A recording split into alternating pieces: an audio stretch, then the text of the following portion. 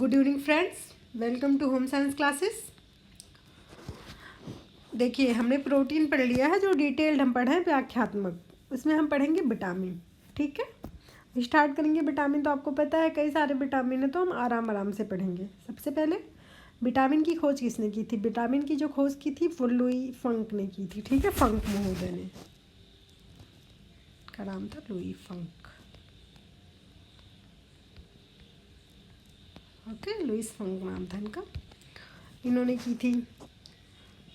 आगे हम बढ़ते हैं। देखिए, विटामिन दो प्रकार के, हम देखिए फैक्ट्स पढ़ेंगे जिससे हम आराम से जल्दी जल्दी कवर कर लें, और हम पूरे सिलेबस में एक बार, क्योंकि अब हम बहुत डीपली नहीं पढ़ सकते, ऊपर ऊपर से सारी चीज़ें पढ़ेंगे। हाँ, सरफेस में कुछ छोड़ेंगे भी नहीं, सभी चीज़ पढ़ेंगे। ठीक है, क्योंकि अभी टाइम है हमारे पास, हम पूरा सिलेबस एक बार कंप्लीट कर सकते हैं। एक वाटर सोल्यूबल विटामिन होता है, एक फैट सोल्यूबल विटामिन होता है। आपको पता है कि विटामिन बी और सी वाटर सोल्यूबल विटामिन है, यानी कि पानी में घुलनशील विटामिन। फैट सोल्यूबल वसा में घुलनशील विटामिन ADKE है। जो वाटर सोल्यूबल विटामिन है उन्हें हम प्रतिदिन अपने भोजन से लेते हैं।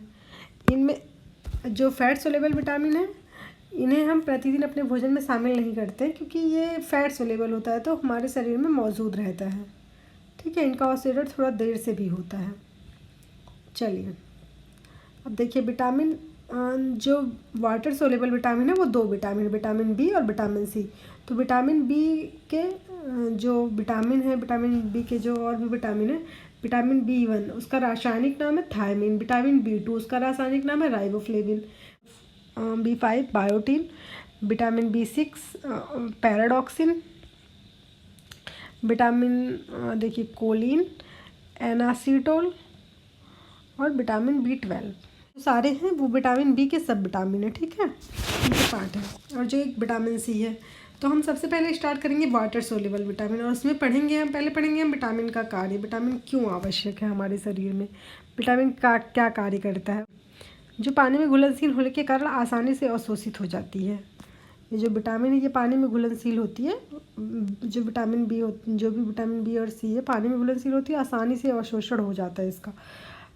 जो इसके प्रतिपादक थे वो हॉकिंस महोदय थे, वह फंक महोदय थे, कि विटामिन शब्द का प्रयोग किया था इन्होंने। ठीक है, विटामिन सक्रिय कार्बनिक है, शरीर के लिए महत्वपूर्ण है। एक सक्रिय कार्बनिक मतलब बॉडी कंट्रोल एंड रेगुलेट करती है, नियंत्रण और नियमन करना जिसे कहते हैं। ओके, उपापचयी क्रियाओं के संचालन में सहायक होती है। जो हमारे शरीर में उपापचयी क्रियाएं होती है, इसकी क्रियाओं में विटामिन सहायक होता है। ठीक, पदार्थों के संश्लेषण में महत्वपूर्ण है। हमारे शरीर में पदार्थों का जो हम खाते हैं उनका जो संश्लेषण होता है उसमें महत्वपूर्ण भूमिका निभाते हैं विटामिन का शाब्दिक अर्थ है जीवन देने। हमारे अंदर जो रोग प्रतिरोधक क्षमता है उसे ये बढ़ाती है, तो इसे हम जीवन देने वाला विटामिन भी कह देते हैं।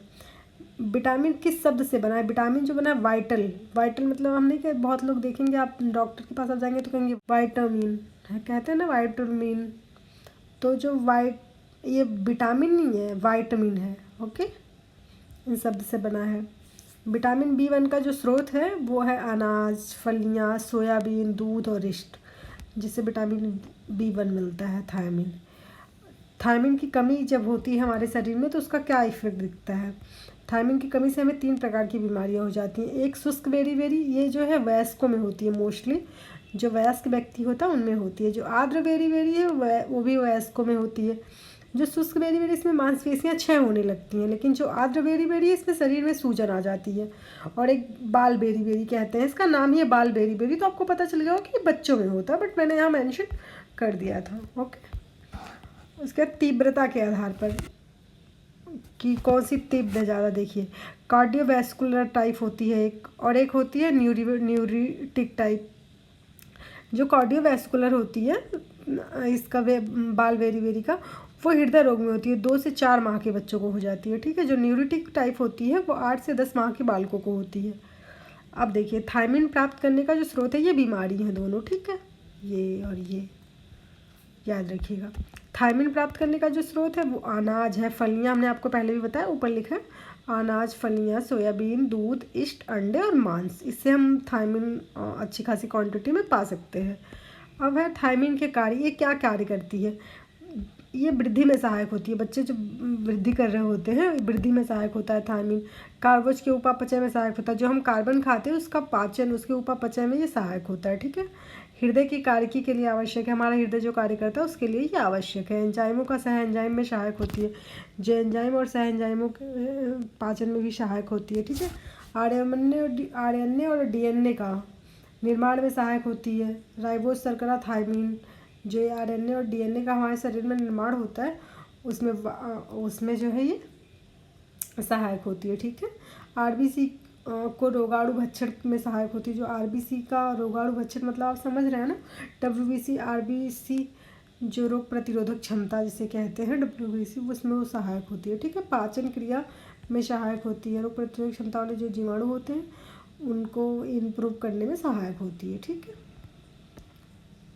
अब है विटामिन B2। जो विटामिन B2 राइबोफ्लेविन, उसका रासायनिक नाम राइबोफ्लेविन है, हमने आपको पहले भी बताया था।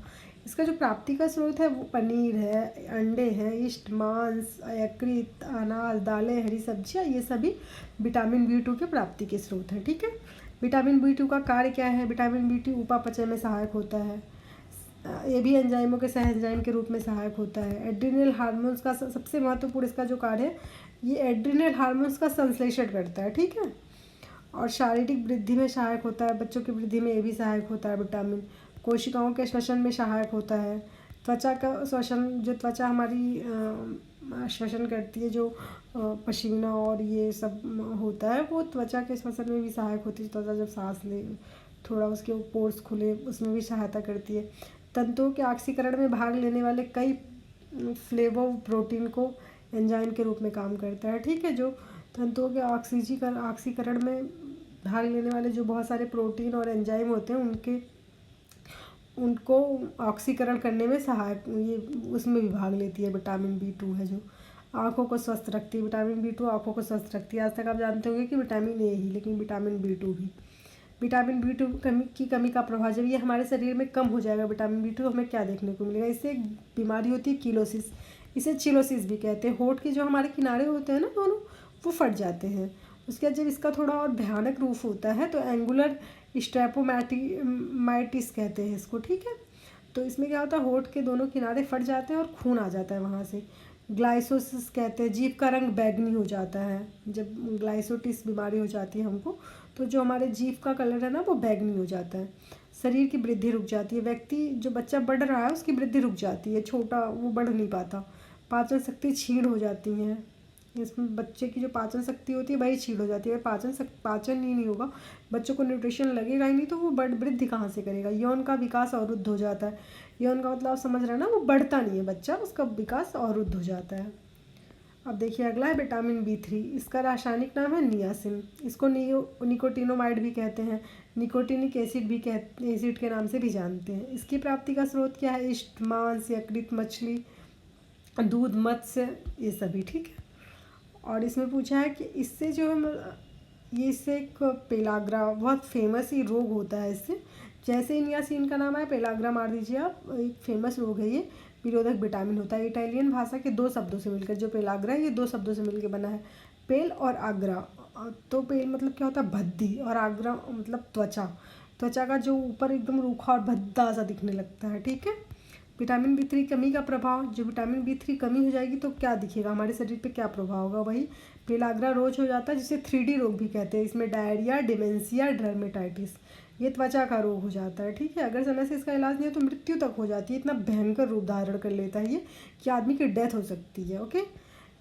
सीजोफेजिया, ये मानसिक रोग है। पेरिफेरा न्यूरोपैथी, नाड़ी संबंधी विकार है। ये हमारी नाड़ी संबंधी विकार है, जो तंत्रिका तंत्र आदि जो नाड़ियाँ हैं वो विकसित हो जाती है। इससे हमारे तंत्रिका तंत्र पे असर करता है बहुत तेज़ी से, तो हमारी मृत्यु तक हो सकती है अगर ऐसे भयानक रोग से हम ग्रसित हो जाए तो।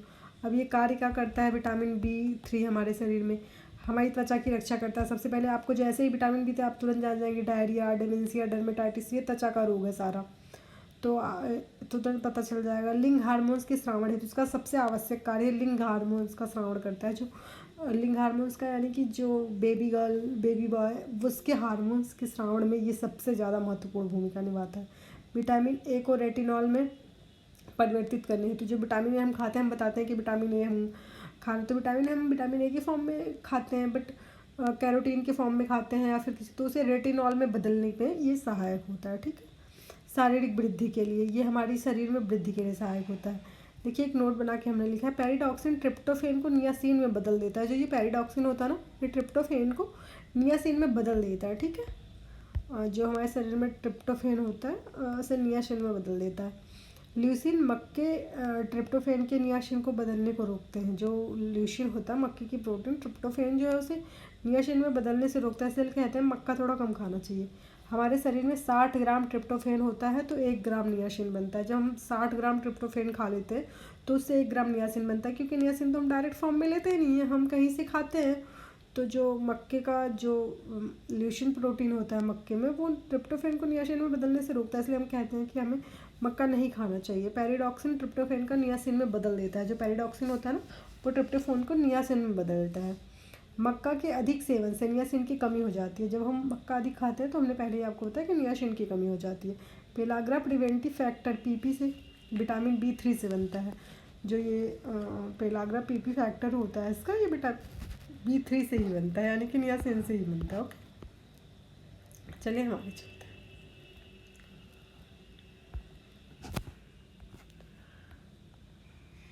हैं। नेक्स्ट देखेंगे हम नेक्स्ट विटामिन B5 पेंटाथोनिक अम्ल जिसे कहते हैं। ये ग्रीक भाषा के शब्द से लिया गया है, जिसका मतलब होता है सभी जगह पाया जाने वाला, मतलब ये हर जगह पाया जाता है। विटामिन B5 का स्रोत अंडा, यकृत, मांस, दूध और टमाटर होता है। विटामिन B5 के कार्य जो होते हैं, सह एंजाइम के घटक, अपचय में सहायक, एड्रिनल स्रावण में आवश्यक, वृद्धि व विकास में आवश्यक। ये हमारे जो कार्य करता है वो सह एंजाइमों का, एंजाइम आपको पता ही, अपचय में सहायक होता है ये भी पता है। एड्रिनल स्रावण इसका एक मुख्य कार्य है, एड्रिनल स्रावण। ओके, वृद्धि व विकास में सहायक, ये बच्चों की वृद्धि और विकास में भी सहायक होता है।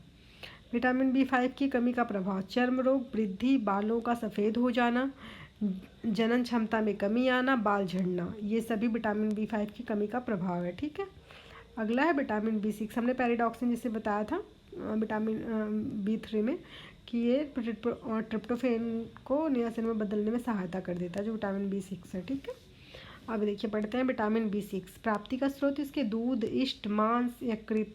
ठीक है, विटामिन B6 के कार्य क्या होते हैं? प्रोटीन के उपापचय में सहायक होता है, एंजाइमों का सह एंजाइम होता है, RBC बनाने के लिए सहायक होता है, प्रतिरक्षी प्रोटीन के संश्लेषण के लिए आवश्यक है। और जो विटामिन B6 की कमी का प्रभाव है, जब विटामिन B6 हमारे शरीर में नहीं होगा तो कैसे पता चलेगा? माइक्रोसाइटिक रक्ताल्पता हो जाती है इससे। ये इंपॉर्टेंट, सबकी कमियां आप ज़रूर पढ़ लीजिएगा क्योंकि ये इंपॉर्टेंट है। ठीक है, लोह तत्व के अधिक होने के कारण, माइक्रोसाइटिक मतलब ज़्यादा हो गया हमारे शरीर में लोह तत्व, उससे ये होता है। RBC का निर्माण नहीं होता, जो हमारे रेड ब्लड सेल्स होते हैं उसका निर्माण नहीं होता। ठीक है, RBC की संख्या में कमी है, जब निर्माण ही नहीं हुआ तो कमी ऑब्जेक्टली आना ही आना है, तो कमी आ जाती है। ओके, लिखा है एंटोसिक्सिया नामक बीमारी हो जाए, इसमें 2 की कमी होती है, जिसमें व्यक्ति सांस लेने में परेशानी होती है। इसमें O2 की कमी होती है। ठीक है, ये O2 है, देखिए इसमें O2 की कमी हो जाती है। ठीक है, ऑक्सीजन की कमी हो जाती है एंटोक्सिया नामक बीमारी में। ये जो है विटामिन B6 की कमी से ही होता है, सबसे महत्वपूर्ण, और इससे व्यक्ति को सांस लेने में परेशानी होती है। चलिए ठीक है, आज के लिए इतना ही क्योंकि टाइम बहुत हो गया है। अब नेक्स्ट डे करेंगे इसके आगे का विटामिन। Bye bye.